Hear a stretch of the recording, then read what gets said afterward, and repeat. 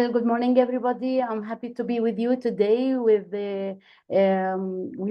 share with you my experience in the water quality, where I have a very good experience in that, and I've been working in that. I'm just want to tell you about something when I started learning about water quality management, and I was doing my master degree on that in IHE Delft, and I was thinking, what is water quality first? And then, I never heard about water quality before. And then, I started this subject and I like it very much, wide and very much important.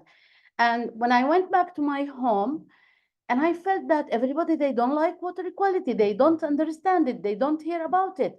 So I was a little bit disappointed, but then I kept going and going and going. And then I started like doing voluntary work for environment and for everything. And then I was, appointed for an interview at the Palestinian Water Authority, 1996, which was, a newly established. And then I got my first assignment to write a proposal for the water quality central lab. And that was the journey of my water quality issue when it was started. And I like it and I enjoyed it. I built the water quality central lab at the Palestinian Water Authority, and it was a central lab for everyone. And then I moved to do my regular job for the water quality monitoring. I don't know how it can move. Okay. So what about water quality? Water quality referring to the chemical, microbiological, and physical characteristics that can determine the suitability of the water for the different purposes and for the different uses, whether it is of a good quality that can be used for, for drinking purposes or for irrigation or for, industrial purposes. And, this water quality can be assessed physically for turbidity, for the pH, for the color, for the, taste, if it is good or not. And we do it like chemical analysis for that. We do chloride, nitrate, we do heavy metals as well to check the water quality if it is suitable for the certain consumption or not. And also we concern about in the microbiological for the total and the fecal coliform, which they are like an indicator for a certain type of pollution. Why water quality matters? So we concern about the water quality because it's like a human health, aspect. As a poor water quality, if it is contaminated, then you will get like a health risks, and then you will get sick. You will have like waterborne diseases that will affect your health, as well as on the long term, if you have some kind of heavy metals in your in your water, then maybe it can be carcinogenic, and then you will get sick all over at the long term. Environmental aspects, why we are telling about the environmental aspects, because this is very much important for the aquatic life. And if you are disposing the wastewater to your environment, then you will, you will harm the environment, and then you will make like pollution, and then you will harm the environment itself. Economic impacts, which is like, when you are getting sick, when you want to go and when you want to clean your water to more suitable water quality, you will need like to spend your money on investing in that. You want to do like, repairs, like, you want to improve the quality, and it is costing. And if I want to go about the social and development impact, which means that access to clean water is a very fundamental issue here. Because if I don't have any access to the clean water, then I want to go and to steal the water. This is from, reality. This is what we face normally in our country, because we are in a scarce water country. Then the people, they go, they steal the water, then they destroy the water network, then they, having a bad water quality, then it will go and reflect their health, as well as the conflict, because in a water scarcity countries, they go and they fight over the water. They can go from, if they are internally displaced, from one place that they have no water to a place where they have some water. And why we are concerning about the water quality? Because it's a global sustainability to achieve SDG 6, if you may hear about it. And it is a fundamental issues for the access to safe water and having the water for everyone with leaving no one behind.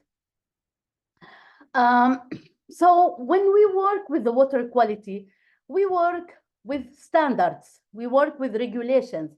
So the first thing that we have the water quality standard that coming from the WHO, and this is the first reference for us.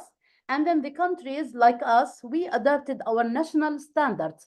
They are comply with the WHO, but we have some kind of limits, like it's a regional specific issue for the nitrate and for the chloride. If the WHO standards goes for, let's say, 50 milligram per liter nitrate, and in my country, in Gaza Strip, they have high contamination of chloride and nitrate, so we adjust our water quality standard to something that can be more suitable to the country and according to the situation.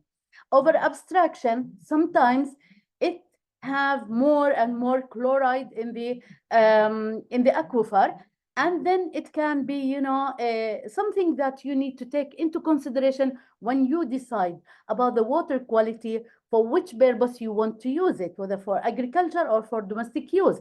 And this is a very important factor that we are taking into consideration.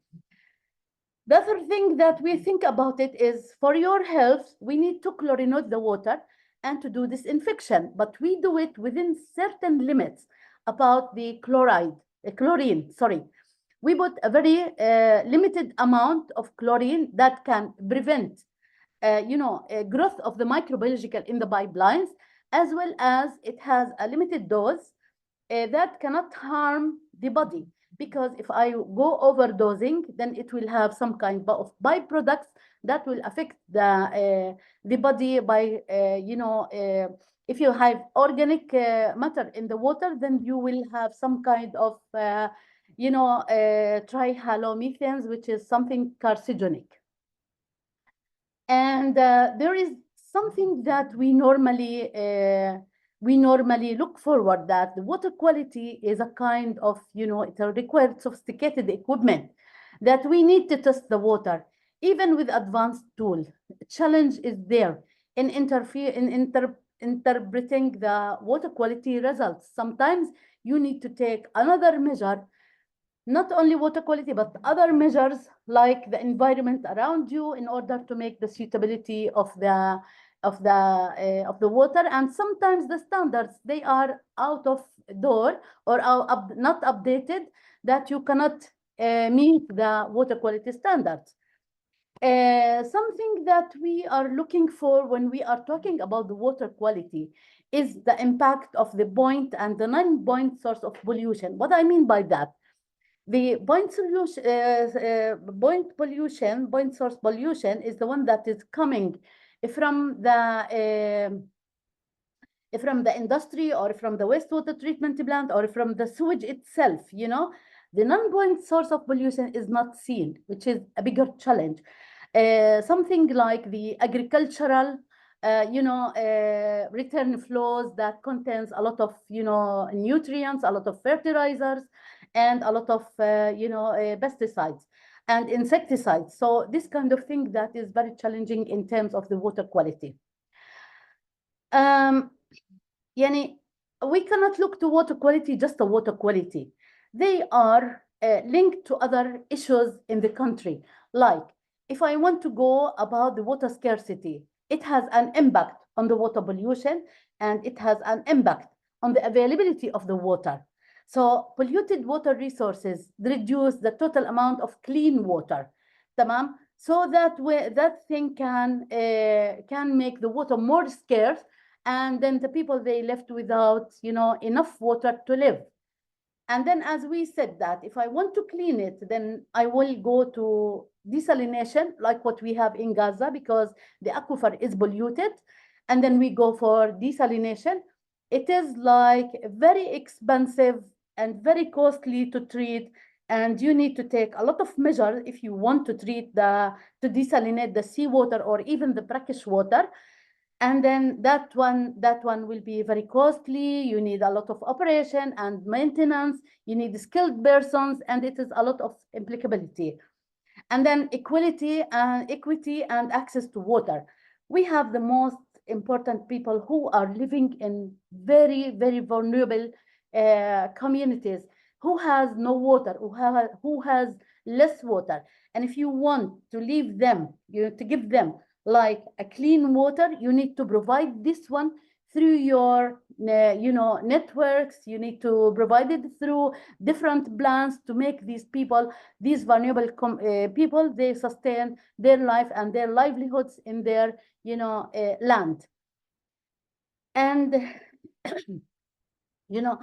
despite the clean water access, we have these marginalized communities. They save the risk of exposure to to be moved, and they are having like inadequate infrastructure, and sometimes the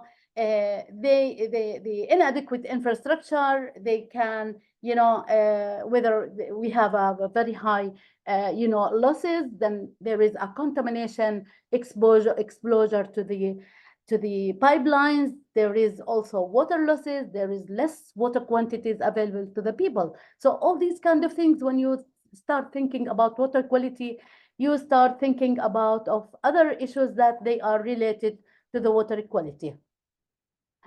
So what I think that as a water community, we know that, or what I would like you to know, that the water is a shared resource. What does that mean? A shared resource, that if I am in Palestine having the water resource, if I contaminate it, then the one who is sharing the water resources, which is Israel, with me, they will be, their resources will be contaminated, and vice versa. If they contaminate my water, then I will drink my water contaminated.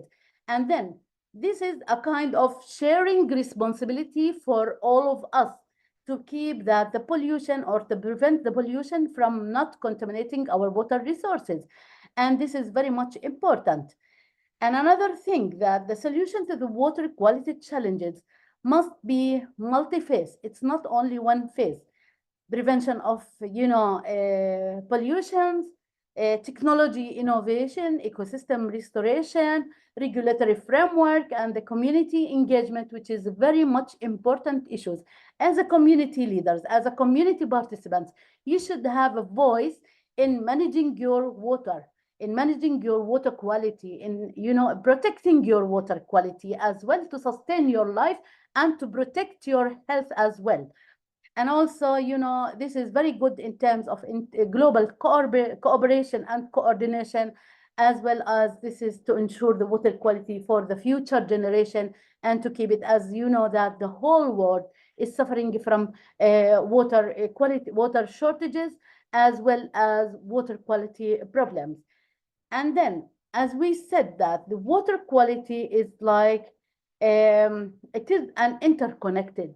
It is connected to the agricultural practices. It is connected to industrial practices, to tourism practices. It's all connected to each others. And it's also, should be taken into consideration with all these sectors. So you're not talking about yourself by yourself as a water. You should talk to the others who can affect or can benefit from the water, and can have an impact on the water quality, whether positive impact, or you have like a negative impact. And then I think it's a balance between the human need and the ecological health and the sustainable use of the water resources for the future of the generation. And we work for both science and an art, for the requirement of interdisciplinary cooperation, for the public engagement, for the youth right now, for the women innovators.